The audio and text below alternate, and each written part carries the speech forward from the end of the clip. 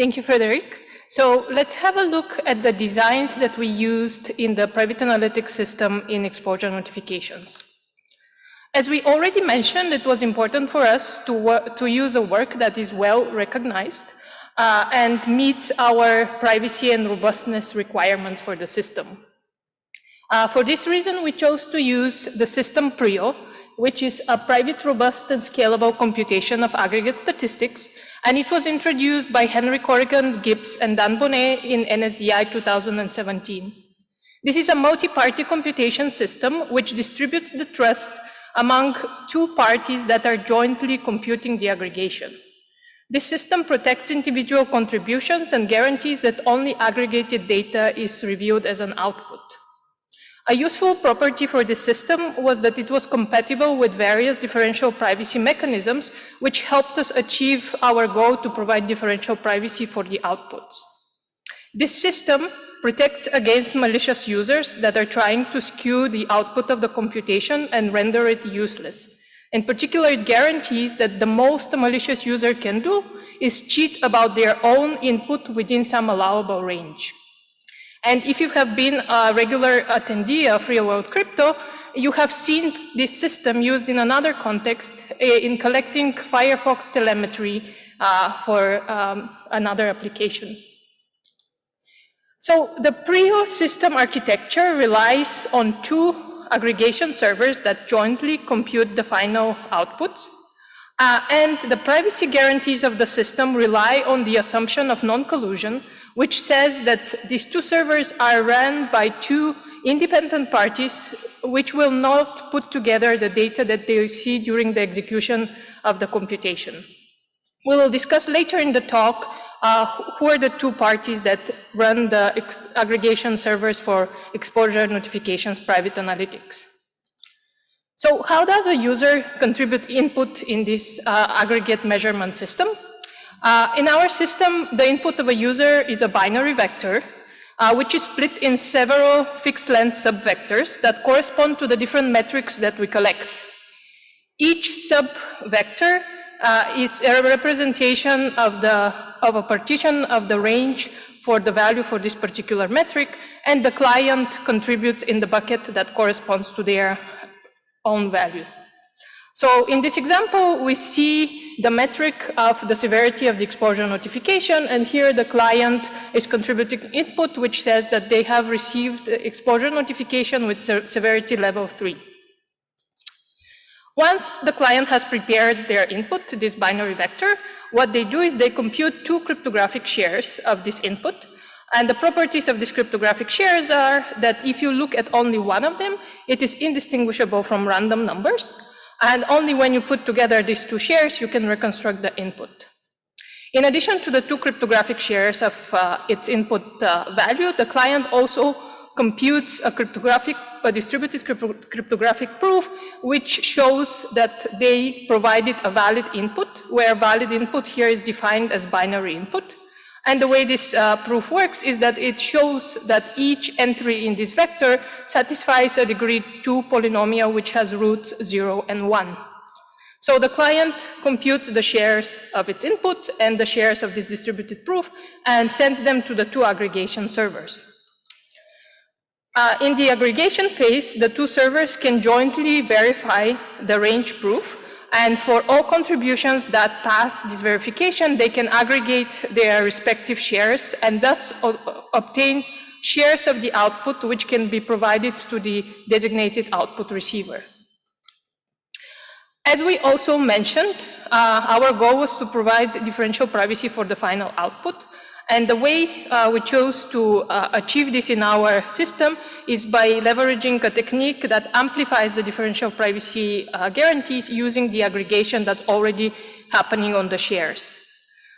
So what happens in this system is that each client adds a small amount of noise to their input. And in particular, when we have this binary vector input, so what this means is that the client flips with a small probability each entry of the vector.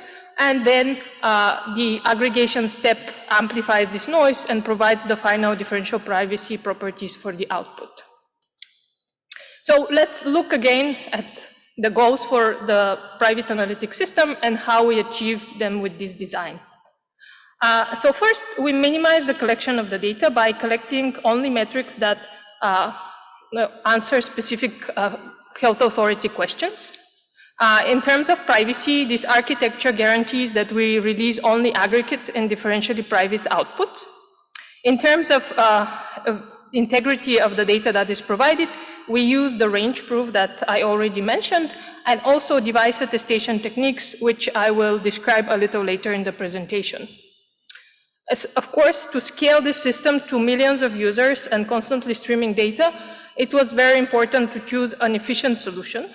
And in this respect, this design is a single-shot solution from the perspective of the client. They contribute only once in the system and don't need to be involved anymore in the computation.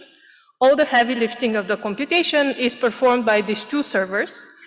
And even in that aspect, this computation requires only a single communication round between the servers. Last but not least, we had this common solution between Google and Apple, which was our goal. So now that we have an idea about the cryptographic designs behind this protocol, let's look at the specific instantiation of these designs that we used in our implementation and deployment. So taking these designs into a system that works on constantly streaming data and serves millions of devices daily required coordination of many moving parts. First, we needed to decide who will be the parties, the independent parties that will run the two servers that will satisfy the trust model for our system.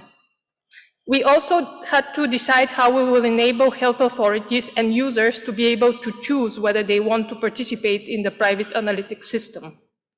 We needed to design an architecture that collects, stores, and processes this amount of data. We had to take decisions on whether we want to do further authentication of the data that is coming from devices, what parties we needed to require to be online all of the time, and which parts of the computation could be performed asynchronously offline. In terms of the aggregation servers, there were requirements for code development and also choice of infrastructure on which the protocol would be executed. We had to make different choices of concrete parameters for the instantiations of the different schemes and consider different trade-offs related to the differential privacy trade-offs. Finally, when we had all of the components and an end-to-end system, we had to decide how we will be able to debug and verify that the system is working correctly.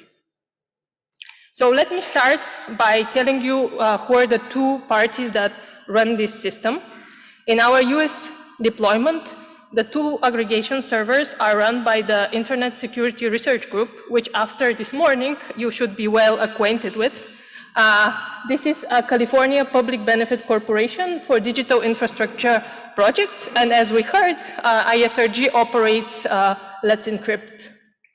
The second aggregation server is run by the National Cancer Institute at the National Institutes of Health, which is an agency of the US Department of Health and Human Services. These were two parties that are independent and were already operating in the public sphere for public benefit. The servers, the two aggregation servers, are built on Kubernetes and are running on two distinct cloud providers. In order to facilitate the access of health authorities to this aggregate and differentially private data, we also provided a web portal that gives nice graphical representation of the final outputs that health authorities can easily consume. And this web portal is maintained and run by the MITRE Corporation, which is a non-for-profit organization. In our system, we added one additional party, which we refer to as an ingestion server. The need for this party came from the desire to be able to do additional authentication on the data coming from clients. And in particular, we wanted to be able to aggregate only data coming from real devices. In order to achieve this goal, we wanted to use device attestation techniques, which both Google and Apple offer for their respective operating systems. So in our architecture, Google and Apple run their own ingestion servers. These are the only parties that are required to be online all the time. These ingestion servers receive encrypted data under the keys of the two aggregation servers. They perform the device attestation checks and filter data that is coming from real devices. They additionally remove any metadata such as IP addresses and timestamps, and then they batch and forward these authenticated shares to the two aggregation servers. In our system, the ingestion servers also generate the randomness that is used in the verification of the distributed range proofs. If you're familiar with the PRIO system, the ingestion server is generating the random point that is used for the polynomial identity test. So thus, we had this design, which is of an asynchronous system that consists of the three following stages. First, we have the data collection, where the ingestion servers receive encrypted data, run the device attestation, strip metadata, and then they periodically write the authenticated batches of contributions to a shared storage with the aggregation servers. In the second phase, the data aggregation, the two servers read periodically from this shared storage. They process the data, which includes decryption, verification of the proofs, and then aggregation. And then they forward their aggregate parts to MITRE every 8 hours. In the final stage of the computation, which is the data consumption, MITRE sums up what it has received from the two aggregation servers and presents a 24-hour view of the final aggregated and differentially private data to the health authorities. Now, if we want to put all of the parties involved in the system in the same figure, we'll have the iOS and the Android devices that are sending data to the two ingestion servers run by Apple and Google respectively, and then those servers are forwarding encrypted shares to the ISRG and the NIH aggregation servers, and finally the outputs are reconstructed by MITRE and presented to each state health authority. So in our system, we have two levels of consent. First, a health authority that wants to take advantage of the aggregate private analytics needs to opt into that. And the way they do this is by signing a contract with MITRE, who is running the web portal on their behalf.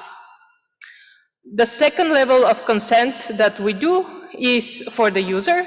Each user has the option to select whether they want to contribute their inputs in this private analytics system. So the exposure notifications private analytics system has been deployed since December 2020, and it has been running since then. It is currently operating in 14 US states and 4 Mexican states.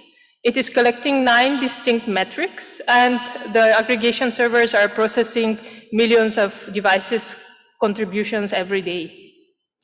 The Washington State Health Authority used the data produced by the exposure notifications private analytics to conduct a study that estimated the number of lives that were saved and the number of infections that were prevented by the exposure notification system.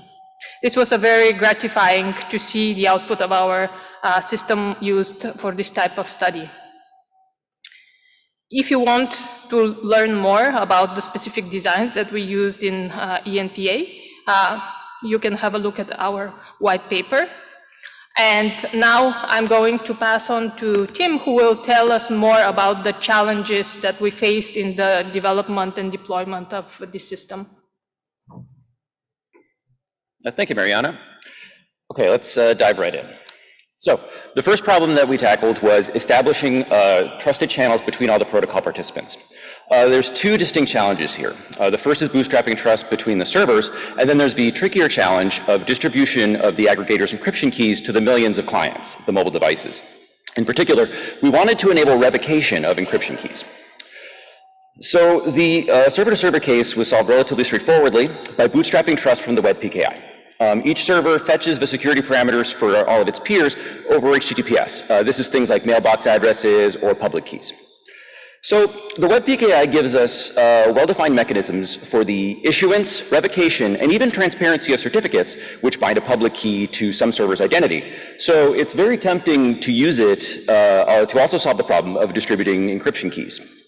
We learned that doing this, however, is inadvisable. The reason is that if you issue a certificate whose extended key usage field says server auth, but then you use it for something that isn't TLS, such as the encryption scheme that was used in ENPA, the result is only borderline acceptable under the CA browser forum's baseline requirements, which is the set of standards that govern the issuance of certificates in the web PKI. Further, this kind of technically okay, but not really intended usage of the web PKI makes it harder for that community to improve and clarify standards in the future to make the web safer for everyone.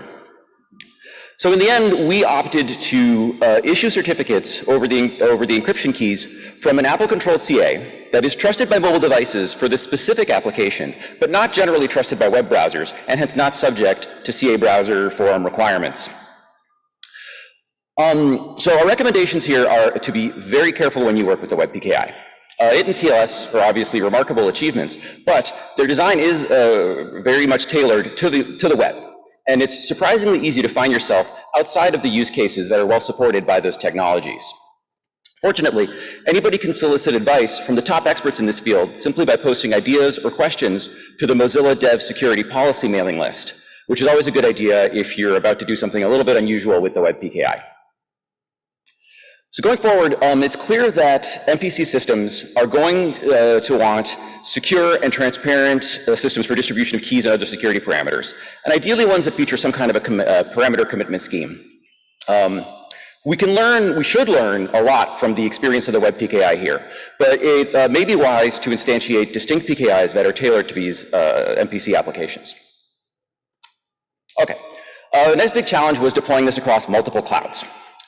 Early on in the project, we decided that in order to mitigate the risk of any one organization being able to see both sets of input shares and thus defeat privacy, we would run each of the two aggregators on a distinct public cloud, namely Amazon Web Services and the Google Cloud Platform. So right off the bat, that meant that the aggregation server implementation had to be portable across the two clouds, which takes non-trivial extra effort that has to be accounted for when planning engineering work. Also early on in the project, we were concerned that the batches of inputs being transmitted from the ingestion servers to the aggregators would be on the order of hundreds of megabytes, perhaps too large to fit reasonably in an HTTP request body. So to make things easier for the aggregators, we decided that we would instead use AWS S3 and Google Cloud Storage buckets as mailboxes in an asynchronous messaging scheme. Now, the trade-off there is that this meant we had to figure out how to get workloads running in one cloud to securely access resources that are hosted in the other. Now, the good news is that it is possible to do this, and without actually sharing any secrets between the two deployments. And I do think we should, acknowledge this, because it had to have taken a ton of work on the part of security teams at AWS and GCP to make this possible. That being said, the resulting authentication flows can be pretty complicated. So we illustrate this on the right-hand side with a sequence diagram that shows how a workload running in Amazon's Elastic Kubernetes service might go about obtaining a credential that would let it, say, download an object from a Google Cloud Storage bucket. We don't have time to get into all the details of this, and it would be cruel of me to expect you to actually read all the text there. But the upshot here is that in order to get a credential that ultimately lets you do something like download an object from a bucket, you have to perform 4 different credential exchanges, each of which involves an RPC to some remote identity service, each one exchanging one identity token for the next in a chain. Now, all of those token exchanges, those credential exchanges, exist for a good reason, because each represents a meaningful transition across from one security domain to another. Further, the performance overhead from getting all of these is essentially negligible, because the token that you end up with can be cached for some configurable period, something on the order of an hour. What's concerning here, though, is that to get all this to work properly, you're going to have to go configure IAM roles and service accounts and OIDC identity providers. And for each of those things, you have to carefully construct this magic string that allows a running application to exchange token N for token N+1 in the chain. And each one of these is an opportunity to get something wrong and leave a security hole in your deployment that would possibly defeat the purpose of all this novel privacy-preserving cryptography that we've got.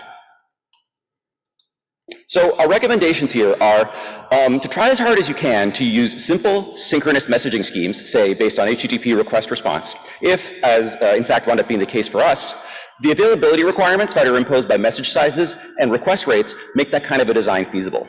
Because if you can do that, then you're going to be in a position to abstract away all the cloud primitives used by any given server's implementation, which will significantly reduce your exposed API surface and make your deployments quite a bit easier.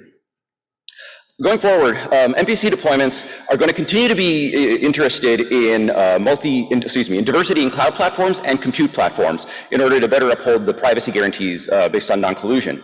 And that's not to mention all of the other reasons that so many organizations have an interest in multi-cloud deployments nowadays. So for that reason, simpler tools for the configuration and auditing of cross-cloud identity federation and permissions are going to prove quite valuable. The last challenge that we're going to discuss today is the testing of such systems. Now, end-to-end integration testing in distributed systems is always very challenging, but it's even harder in an MPC setting where any test that you run has to be done across multiple organizations that don't share a deploy system or even a calendar server. And then it's even acutely more difficult in a privacy-preserving system like this, because if you were to have invalid or corrupt intermediate products from the process, they're deliberately indistinguishable from correct values. So in PA, setting up an end-to-end integration test required setting up 2 devices to simulate an exposure from one to the other, an ingestion server, and 2 aggregators. So any such test spans at a minimum 3 different organizations that have to coordinate deployments and verification. We also found that we had to produce special builds of the clients that enabled us to disable certain features like differential privacy in order to make the outputs predictable in test or experimental settings. So when working on a system like this, consider that your usual integration test practices may not be sufficient. One thing that may come up is that you may need to test the staging instance of your server against a peer server or against clients that cannot get on your VPN. You're going to want to start working with your security and networking teams on this sooner rather than later. Besides that, think ahead on your test plans. As we did, you're going to want to create custom clients that disable certain privacy features, and also consider deriving test inputs from a seed that you record somewhere so that you can repeat experiments and predict what the expected value of an aggregation or the output of a process will be. Finally, consider that your debugging challenges don't end once you've deployed the system. Because when incidents occur, and in distributed systems, incidents always occur, you're going to want to be able to quickly isolate, diagnose, and address problems that arise. So this requires a robust and principled approach to continuous verification of correctness of the system, as well as observability. So that's metrics and alerting on your system to see how they're working. You're also going to want to establish procedures for responding to incidents, and crucially, good communication channels with all your partners, because dealing with these problems is usually going to require close coordination with people who are outside of your immediate organization. That is, people who are not on your own Slack. So, to wrap up, we've presented the exposure notifications private analytics system, whose purpose is to evaluate the effectiveness of exposure notification using privacy-preserving measurement of epidemiological metrics. We believe that this work demonstrates the viability of MPC at scales sufficient to address real-world problems. This project involved about 30 people across 5 different institutions. It took about 6 months from the initial idea to the first production deployment, which was in the American state of Maryland in December 2020. Since then, we scaled the system to serve a population of tens of millions of users across the United States and internationally. And in the United States alone, we've aggregated over 22 billion individual metrics. So we've got all this great cryptography, and now we have some actual experience building and operating systems that use it. What remains is challenges of education. We have to figure out how to make the privacy-protecting properties of these systems cogent to both end users, that's someone whose phone is asking them whether they want to participate in a system like ENPA, as well as potential adopters. Think here of a regional public health authority that is considering whether to offer ENPA to the population that they serve. So we believe that this challenge will be aided, though not completely solved, but aided by efforts to standardize privacy-preserving MPC techniques, which will also help with interoperability of implementations and transparency. So there's a number of efforts to this end going on in a number of industry bodies. So there's a community group or 2 in the W3C. There's at least 1 competition ongoing at NIST, I believe. And if you'd like to learn more about one such protocol that's currently being designed through the Internet Engineering Task Force, then you can stay right where you are for the very next session, which will get into detail on the privacy-preserving measurements protocol. That's it. Thanks very much. Thank you.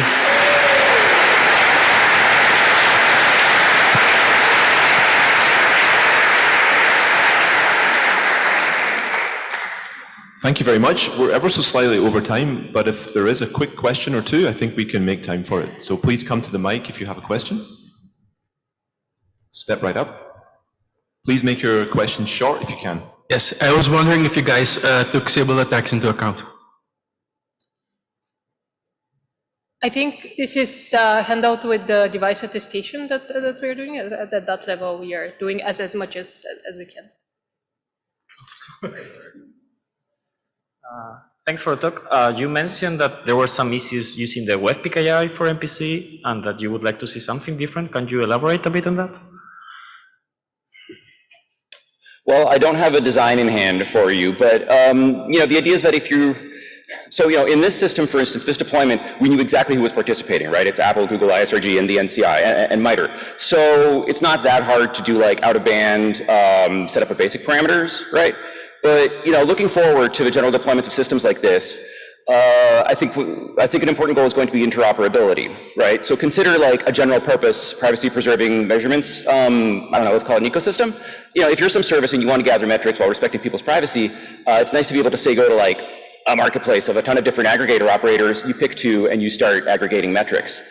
So if you have a space where there's, who knows how many different operators out there, then anything we can do to make it as easy as possible for like my implementation of Prio and other algorithms to interoperate smoothly with yours, well, yeah, I just feel that like some PKI that addresses this, but isn't as tightly bound to the web, will be valuable.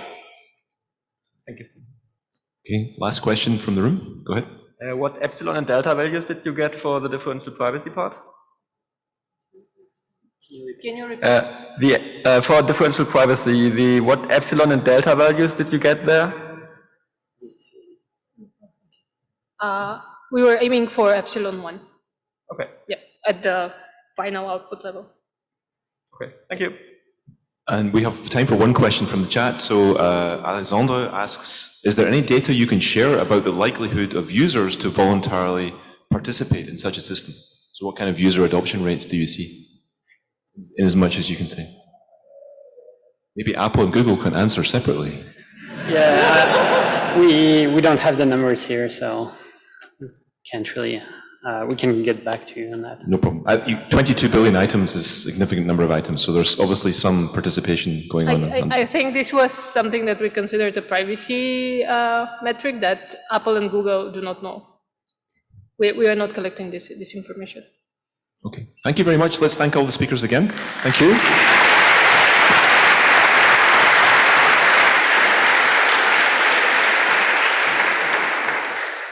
And we'll move right on to the next talk, which is very much part 2. And I think the talk is going to be given by Chris Patton from Cloudflare, if I recall. That's right. Yep, please go ahead, Chris, as soon as you're ready. Thanks. All right, so I'll try to make this a little short because I know we're a little short on time. For starters, I'm going to shorten exposure notifications private analytics to ENPA. I'm going to just save a bunch of time that way. Okay, so I'm going to start this off with what I think is one underlying premise of the previous talk, which is that operating a large complex service often requires measuring certain aspects of user behavior in order to understand how to make that system better. But in many cases, we don't actually use individual measurements. What we care about is aggregated data. And of course, collecting these individual measurements is dangerous because they're privacy sensitive, oftentimes. So we want to do anything that we can to avoid seeing them in the clear. Now, what the ENPA system we just heard about demonstrates, at least one thing that it demonstrates, is that a practical way to solve this problem to improve privacy is to distribute the computation of the aggregate among multiple servers, using, for example, the Prio system. But of course, ENPA was designed with a specific use case in mind. Stepping back a little bit, what it's basically useful for is aggregating bit vectors. And that's pretty useful already. You can imagine a lot of different ways of adapting that system. But what about other types of aggregates? Things like simple statistics. What's the mean standard deviation of the distribution of the input, say? Or you might be interested in other related questions. So what are the most commonly occurring bit strings among my set of inputs, for example? And the good news is that we've seen a lot of really great work in the cryptographic literature presenting a variety of MPC techniques for these problems and a lot others like them. But one thing you notice about this literature is that the design goals for these papers often vary quite significantly, often starting off with different security objectives and ending up with very different protocol designs and having different shapes and different architectures. What we think is missing is our clearly defined design criteria that would provide a roadmap to deployment. So what I want to do today is introduce you to the IETF's initial attempt to provide one such roadmap. And this work really began in earnest earlier this year as we formed a working group whose stated objective is to standardize multi-party computation techniques for the purpose of privacy-preserving measurement.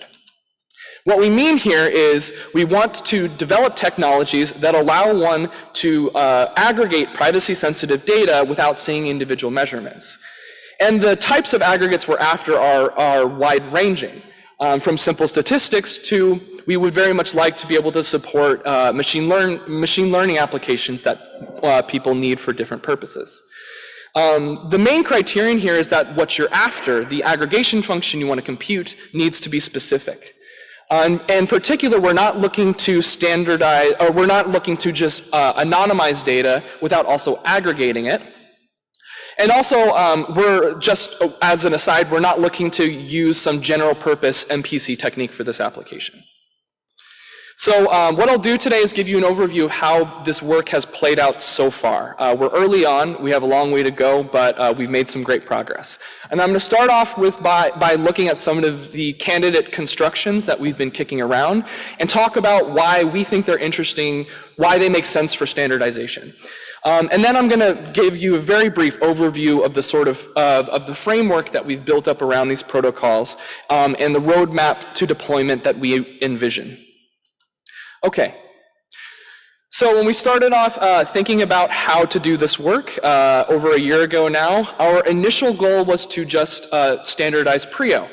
Not just because we've had some deployment experience with it, with ENPA and other applications, but also there's just a ton of different things you can do with it. So what I want to start off with is I want to elaborate on the capabilities of Prio, going beyond what we saw in the previous talk. So I want to make this concrete, I want to have a sort of running example to work with. So let's imagine you're a website operator and you want to understand something about your user's experience, in particular, whether or not users are experiencing higher than expected latency when they, say, load a certain page. Of course, there's lots of different ways to refine this question, which we're going to do as we move along. All right. This is hopefully will look familiar to all of you since you just learned a little bit about Prio. So I'll go through this very quickly. So we start off with a bunch of measurements, and in Prio, our primary tool for protecting them is simply additive secret sharing. So each client begins by encoding its measurement as a vector over some finite field. And then we're going to split that vector into multiple secret shares and distribute these secret shares amongst the aggregation servers. And once an aggregator has received enough input shares from enough clients, it's just going to sum them up to get a share of the aggregate result. And it'll just send this to some data collection endpoint. And all that collector has to do is sum up the aggregate shares to get the final aggregate result. So the thing I want to point out about Prio here is that the aggregation function that's computed is simply the sum of the encoded measurements. And it turns out that there's a lot of useful aggregation functions that can be expressed in just this way. Remember that in the ENPA system, what we saw is basically vectors of counters. So each user has either a 1 or a 0, and we want to just compute the sum. So this already gives us one way of understanding the the performance of our website, right? So you might imagine you just have each client report after they load a page whether or not loading that page took a particularly long time, say more than half a second or something like that. But of course, you might want to know something about the distribution of the load times. Prio, for example, will allow you to compute simple statistics like the mean, standard deviation, and so on. Or you can estimate the distribution more or less directly using a histogram, kind of in the way you would imagine doing that. And you can do lots of other fancier stuff with Prio. So for example, suppose you wanted to understand the load time as a function of the distance from the client to the server. That's something you can do with Prio. You can frame that as a linear regression problem. So yeah, there's lots of different possibilities here. It's simply a matter of figuring out how to encode your measurements so that the aggregation function can be expressed as a sum of the encoded measurements. Of course, the key problem that we have to solve is deciding whether a set of input shares uploaded by a client sum up to some valid input. Otherwise, it's always possible for the client to just send secret shared garbage and corrupt the entire computation. So how do we solve this problem in Prio while still providing so many, providing support for so many different aggregation functions? Well, this is where the details really get interesting. As was mentioned in the previous talk, this is going to require some amount of interaction among the aggregators in order to do this input validation. And for the sake of time, I'm going to skip the details. I just want to note quickly, for those familiar with the Prio system, the proof system that we ended up wanting to specify and standardize is based on a paper from Crypto 2019, which improves upon the original Prio system in many different ways. So that's Prio in a nutshell. You could use it to solve a lot of different data aggregation problems. But of course, it's not going to be well suited for every use case. And I want to give an example. And to illustrate it, let's refine our question about latency a little bit. Suppose we now want to know from where in the world are users experiencing high latency, and in particular from which autonomous systems.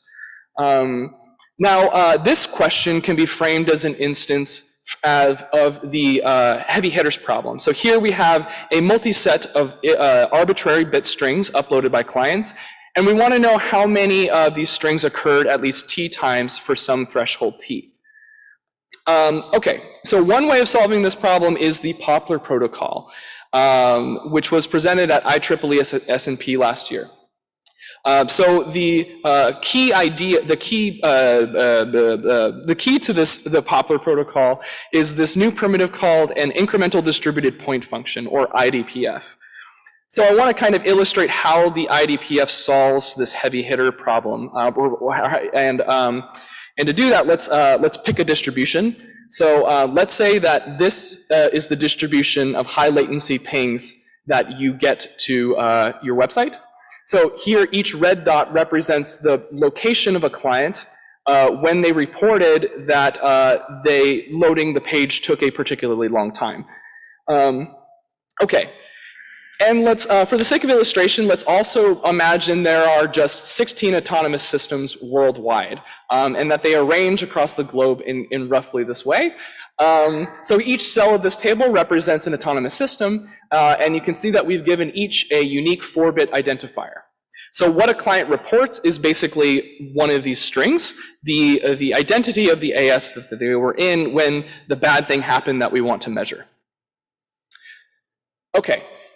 So IDPFs don't solve the heavy hitters problem directly. What they do is solve a simpler problem. What it allows you to do is count the number of strings that begin with a given prefix. So for example, we can count how many inputs begin with a 0 or a 1, which already gives us a little bit of insight into our data, but doesn't. But we're going to want to drill down on it a little bit further.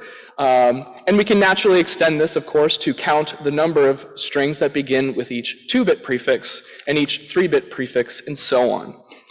Now, as we drill down on the data this way, what we start to realize is we can eliminate certain sets of ASs as potential sources of heavy hitters. And that's simply because the hit counts for the corresponding prefixes are below our target threshold. So we can extend this idea one bit further. And what we end up with at the end of the day is the set of strings that occurred at least as many times as our target threshold. This is our heavy hitters. Okay, so what I want you to notice about this IDPF evaluation process is that it has a remarkably similar shape to PRIO. Clients begin by splitting their measurements into input shares and distributing these amongst the aggregators. The aggregators will query these input shares on a set of candidate prefixes, getting a set of output shares. And then the aggregators will need to interact with one another in order to make sure that the output shares are well formed.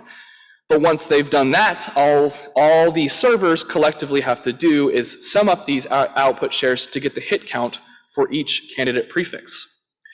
Now there's one wrinkle here. To solve the heavy hitters problem, we're going to have to allow the collector to interact with the aggregators over multiple rounds, where in each round we compute the next set of candidate prefixes. All right, if that didn't make any sense, don't worry. This is the point.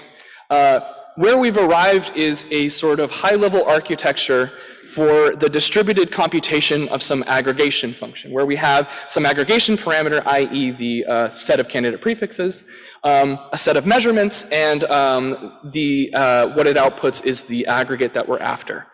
And of course, we built this around PRIO and Poplar, but our hope is that lots of interesting and useful papers fit into this framework.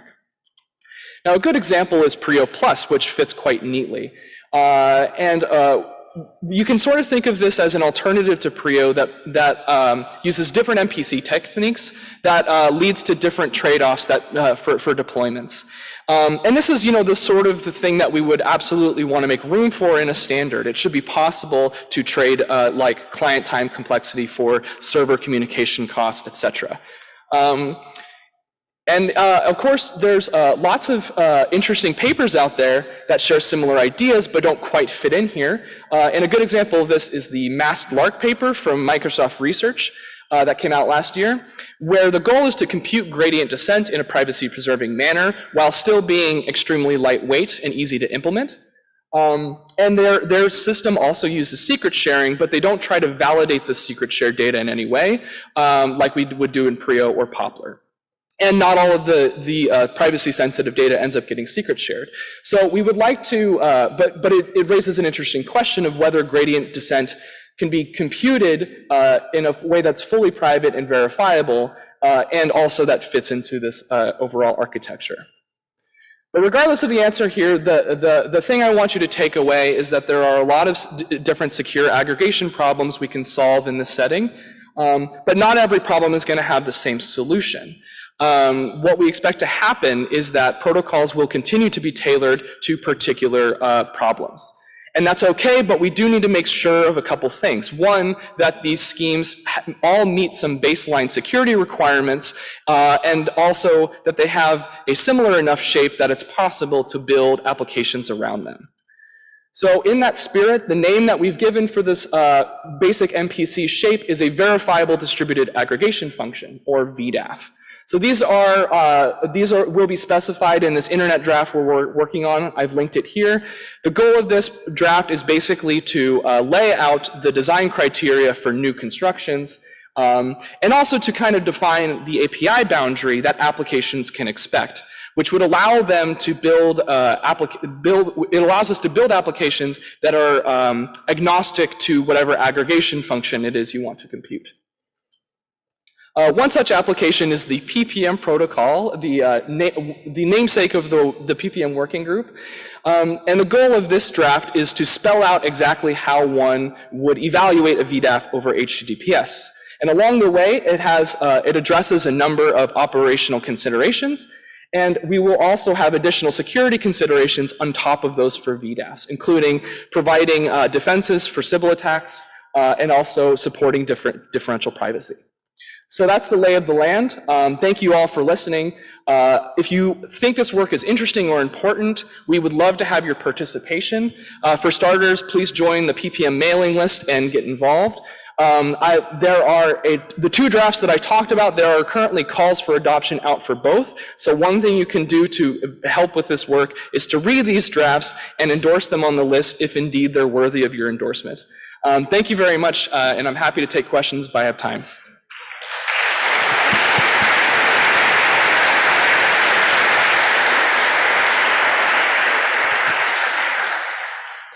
Thanks, Chris. I see we have a question already. Go ahead. Hi, thank you for the really great talk. I guess I have a question sort of about failure. So these proofs are basically all the clients upload their secret shared data and the proof that the data falls within whatever range that the data is acceptable for. And I assume right now in the design, these proofs are verified with every batch that's uploaded. I'm curious, like, have you considered doing something like verification and identification of cheaters after identifying that a failure has actually occurred? So like, for example, you could send all the data to the aggregator, check to see if it's within whatever like global range, and then verify on failure. So just to be clear, the thing that we verify is whether a single set of input shares is valid. Basically, if we aggregated it, would it corrupt the computation? Right. So the thing that's proved only pertains to one input, if that makes sense. Right, but the question is, have you thought about aggregating everything, seeing if the batch overall is correct, and then identifying the cheater? Oh, yeah. Yeah, I mean, yeah. That's a whole bag of worms, and I'd like to talk to you about it in detail if you don't mind later. Yeah. Okay, thank you for that question.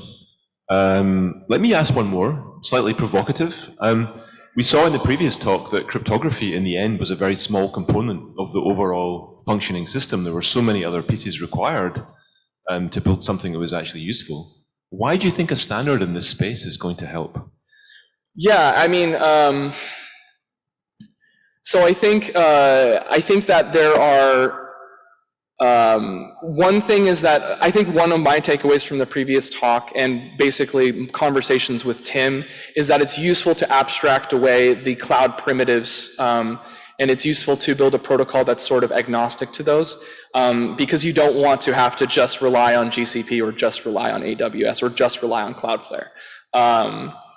And another thing is that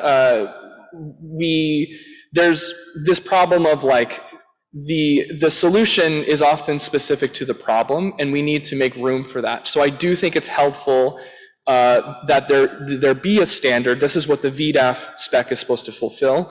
There should be a standard that says this is the shape of the solution for those who want to, go work on this problem. Yeah. Okay, thank you very much. Let's thank the speaker again. Very good.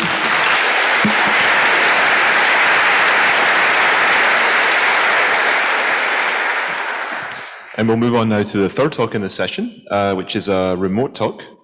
So I think if we can, with some help from the back of the room, hopefully we can get some AV up and running. So this talk is about Oblivious message retrieval, and the speaker is Eran Tromar, who should be online.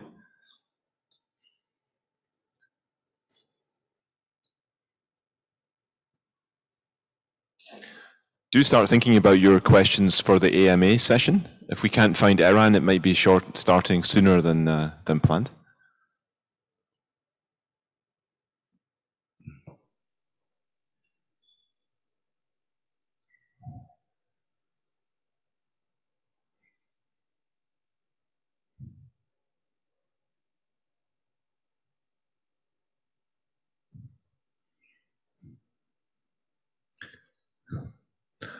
If someone from the AV team could give me a wave to indicate that they're working on this, that would be tremendous. Okay, thanks.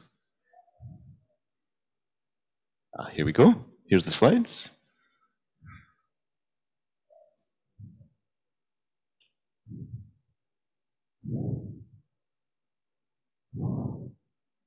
Hello, am I visible and audible?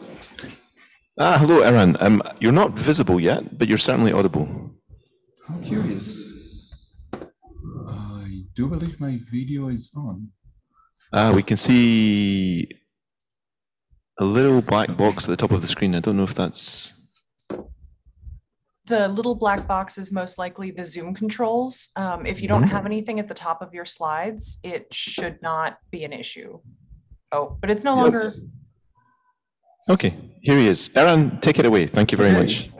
Thank you. It's an honor to be here, both for me and for my antibodies.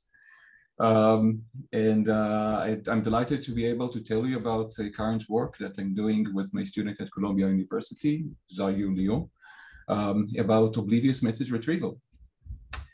So our work is motivated by the problem of anonymous message delivery systems, like a Signal and WhatsApp for messages, or a Monero and Zcash for payments, and more generally systems that try to convey some kind of payload from senders to recipients in a privacy-preserving way. Now, this is a large, well-studied problem, and it has many facets. There are, in particular, numerous works on sending privacy, how to hide the identity of the sending party. That includes both the content and the machinery by which the message is appended to some kind of joint ledger. There are also works on how to keep the ledger itself private and avoiding the broadcast of information. There are systems like Appelhorn that combine these and show how to route messages after a secure connection establishment or dialing. But all of these culminate in a situation where you have a large bulletin containing all of those encrypted messages whose route to the bulletin was hidden, and now the recipients need to collect those. And the question remains, how can the recipients collect that information without leaking what they are retrieving? So the simplest solution is for the recipient to just download the whole bulletin, maybe scan the whole blockchain, as is customary in some legacy chains. And that is obviously too expensive in bandwidth and also in computation, especially for limited clients and large bulletins.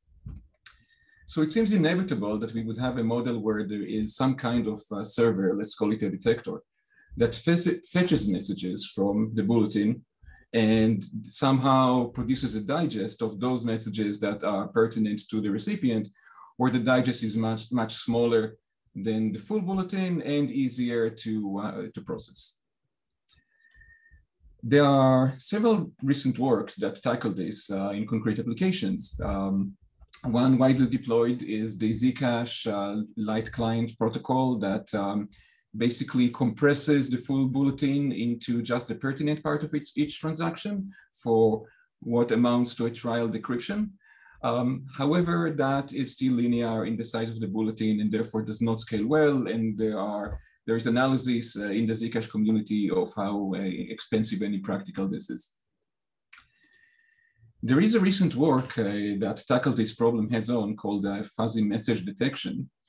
And that CSS21 paper, after defining the problem, suggests a solution based on decoys, basically inducing false positives in the trial decryption intentionally, in order for many of the messages that are detected by the detector using the trial decryption done on behalf of the recipient, making many of those be messages that are not truly pertinent. So the detector knows what are the messages that are pertinent to the recipient plus a bunch of decoys, and that provides some level of privacy, but not very strong privacy, because, for example, anything that is not detected by the detector is automatically ruled out as a pertinent message, and that by itself already allows for fairly devastating active attacks, as well as statistical deductions. Furthermore, this scheme is implicitly assuming that the senders and the recipients are honest in how they generate their keys. So the security notion is weak.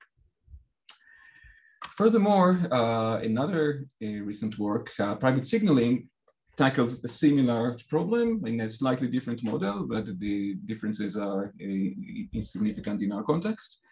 And it suggests two different schemes. One is based on trusted hardware. So the first private signaling scheme has a trusted SGX enclave run by a server that is entrusted with users' effectively trial decryption keys. And the security model is, as you would expect from trusted hardware, in the break once, violate everyone's privacy model. Furthermore, it also assumes the senders and recipients. And lastly, the other private signaling scheme from the same paper replaces the SGX enclave by a multi-party computation, which avoids the trust in hardware, but it does assume that the participants in that multi-party detector, even though they are ongoing in ongoing communication, they never collude. At least one of them is not merely honest but curious, but actually never leaks anything. And that again is a strong assumption. And furthermore, there is the assumption that the recipient of honest recipients and senders. So what we aim to do is to improve the efficiency and the privacy properties and achieve an oblivious message retrieval scheme that is fully private, achieves strong security notions.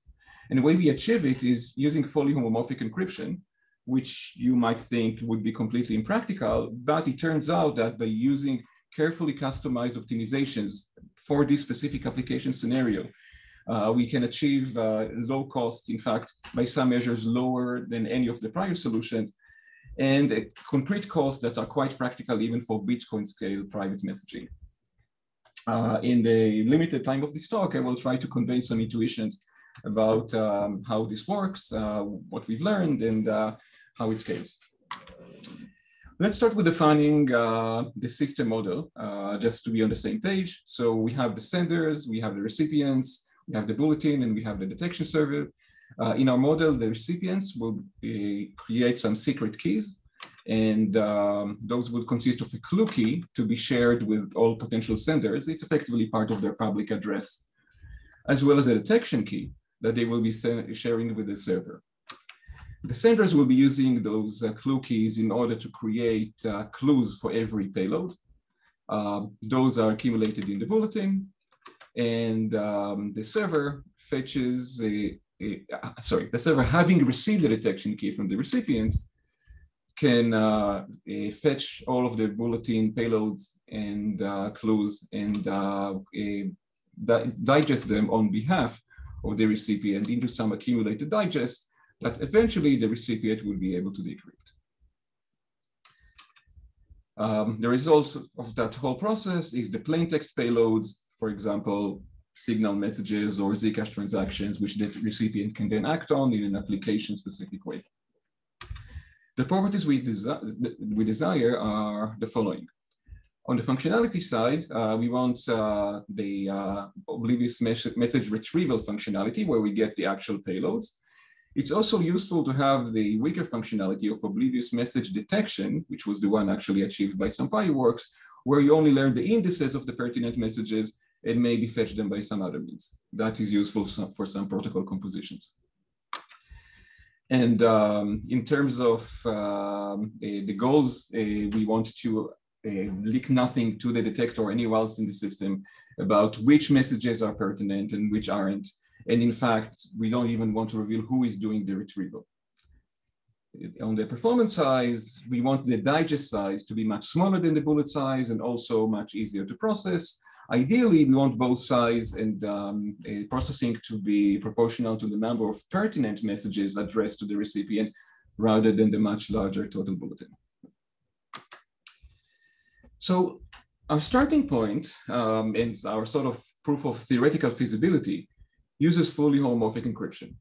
Let's start with this Strawman solution, and a lot of the actual engineering work is making it practical. But at a high level, the idea is pretty straightforward. Using the full power of fully homomorphic encryption, we can have the recipient generate FHE key pair, and then share that with the senders. The senders would encrypt a bunch of ones to the clue key of the recipients. And then the detector would, for every such clue, simply try to decrypt all of them homomorphically under the recipient's secret key encrypted under the FHE, and then compute the end function. If all the payloads were indeed for a payload that is indeed associated with a clue that contains just encryption of ones, the result of the end would be one. The decryption of that by the recipient would be one that is detected as pertinent. For any other clue, under suitable assumptions, the decryption is likely to be zero because at least one of these ciphertexts would be decrypted randomly into a zero, and that would be detected as non-pertinent. Beautiful. It actually all works out, except that it is completely impractical. So, oh my gosh, excuse me for a second.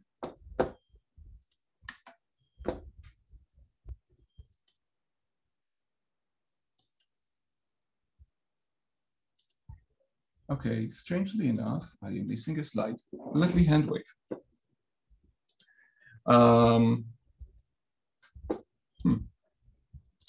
Okay, so the problem with the previous approach is that the pertinency vector that we created was linear in the number of the whole bulletin. And we can compress that using a technique inspired by private stream search, where we have a bunch of ciphertext serving as accumulators and counters. And we add linear combinations to these in a randomized fashion. Concretely, we take the pertinency vector on the left and we multiply it by the indices in order to get a vector that is 0 for impertinent messages and contains the index for pertinent ones. And then we add each such entry into a random counter and accumulator. So we increment the accumulator by the value and the counter by 1. Consequentially, as long as there are no collisions, the decryption by the recipient can just decrypt the accumulators and read out the indices, and that yields detection. If there are any collisions, that is counters larger than 1, then that would be detected as well, and we can cope with that by a variety of techniques. Finally, in order to achieve retrieval, we need to also handle the payloads, and we do that by a generalization of the previous technique. This time we take the payloads and multiply them by the pertinency vector, and then we accumulate that using a big matrix, and we get ciphertexts which are linear combinations of the pertinent payloads. And if we use a suitable sparse linear random code to generate the matrix, then we have the property that even for a very small digest proportional to the number of pertinent messages, or at least quasi-linear in it, the resulting message can be decrypted. And there are a lot more details in the paper that I'm skipping. So we achieve a scheme that, based on generic FHE, gives us a functionality, and it is asymptotically efficient and succinct. But of course, the asymptotics hide huge constants using generic FHE. And even the state of the art of the generic FHE, it would still take kilobytes just to represent the ciphertext and milliseconds for every AND gate. So not practical by itself. The key optimization to really make this practical is to use a bespoke combination of carefully tailored encryption schemes, and specifically the PVW encryption scheme based on similar assumptions, the LWE to the full-blown fully homomorphic encryptions, but it's much more lightweight in ciphertext size and in its decryption when done homomorphically. So it so happens that the inner product that dominates the cost of PVW decryption, it's simply taking the ciphertext and computing its inner product with a secret key, can be plugged into a different fully homomorphic scheme, say the BFV scheme, and be executed as a simple circuit of multiplicative depth 1. And the rest of the decryption, namely range checks, can also be done efficiently. And done right, this yields a dramatic improvement in efficiency. Taken together, what we achieve is the same system overview that we discussed before, but with various encryptions under various schemes floating around, connected the right way, and making the best use of the properties of each one. Other techniques I will not have time to go into is a lot of optimization of the way we use the BFV scheme, and combinatorial optimizations for this scenario and the trade-offs, tailoring the scheduling of the operations to reduce the memory footprint, reducing the key sizes, all of this and more in our ePrint paper. Lastly, I want to briefly discuss the security aspects. Beside the obvious one we've discussed, I also alluded to some assumptions that previous schemes made about honest recipients and senders, and this is where that comes in.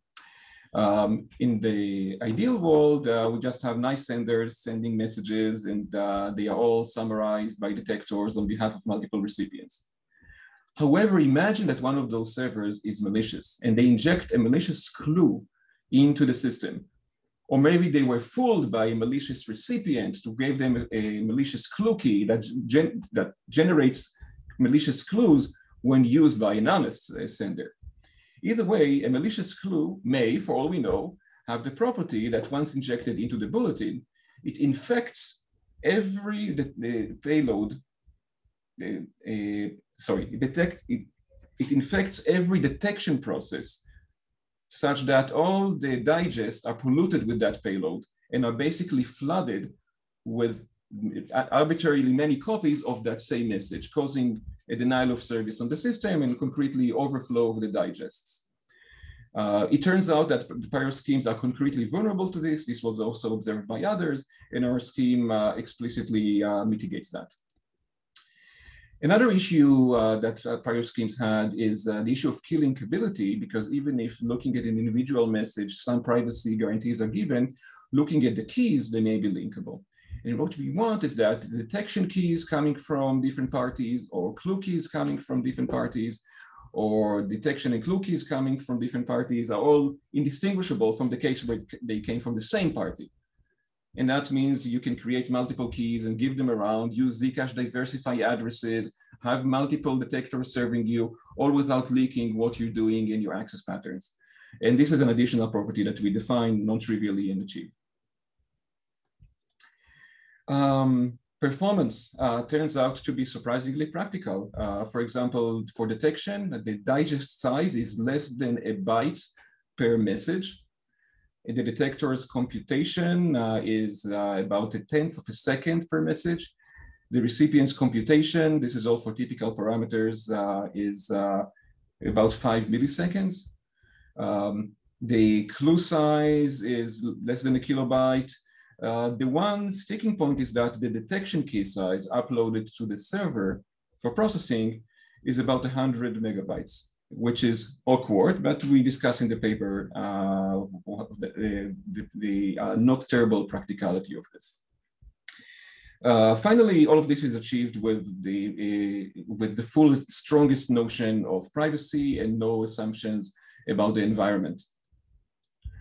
Likewise, for full retrieval, the communication for typical parameters inspired by Zcash and Bitcoin is about 9 bytes per message, and the computation is also a deep sub-millisecond per message process. And finally, the recipient's computation is, as you may notice, in fact, faster than any other scheme, including those that rely on trusted hardware or make stronger assumptions. Sorry, I misspoke. No, it did not. All right, cool. In terms of scaling, the asymptotics are portrayed here, and the bottom right parts of every graph are basically our schemes. So as the bulletin size grows, our schemes are more competitive than any others. And let me conclude with some real-world considerations. The concrete cost in terms of dollars running on the cloud instance are less than $2 per million messages scanned. The detection costs are negligible for current privacy-preserving schemes, and can even be paid for in the underlying cryptocurrencies. There are many integration considerations when you look at the specific blockchains and how you would convey the additional information. These are discussed in the paper, but I will reveal that under a grant by the Zcash Foundation, there is now an ongoing prototype implementation showing that all of this is workable. And lastly, while I project the GitHub URL for the code, which is rapidly being developed and improved, I'll mention ongoing work reducing the detection cost reducing the key sizes and communication, reducing a computational assumption that is needed for achieving denial of service resistance without performance overhead, improving the integrity protection against malicious detectors. Privacy is already there. And extending to additional functionality like group messaging, as well as the aforementioned integrations with concrete systems. Thank you again, and I will be delighted to take your questions.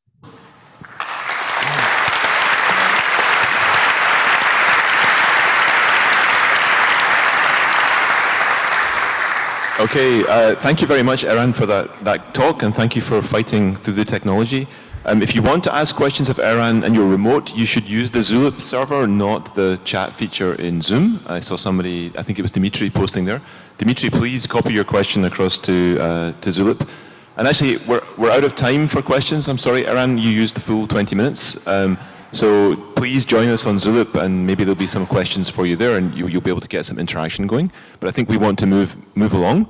And I invite to the stage now our general chair, who's carrying a chair. This is what a general chair does.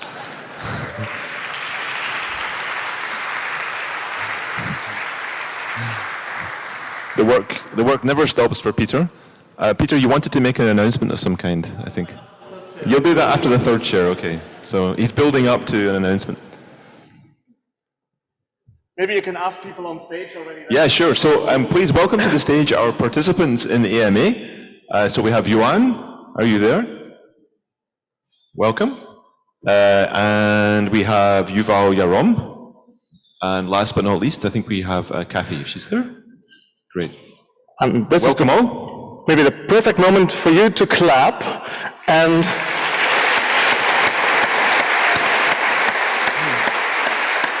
then for me to make a very short announcement. So if somebody lost their phone, we have it at the reception desk. Also, if somebody who attended the hacks workshop before this lost their glasses, we also have those.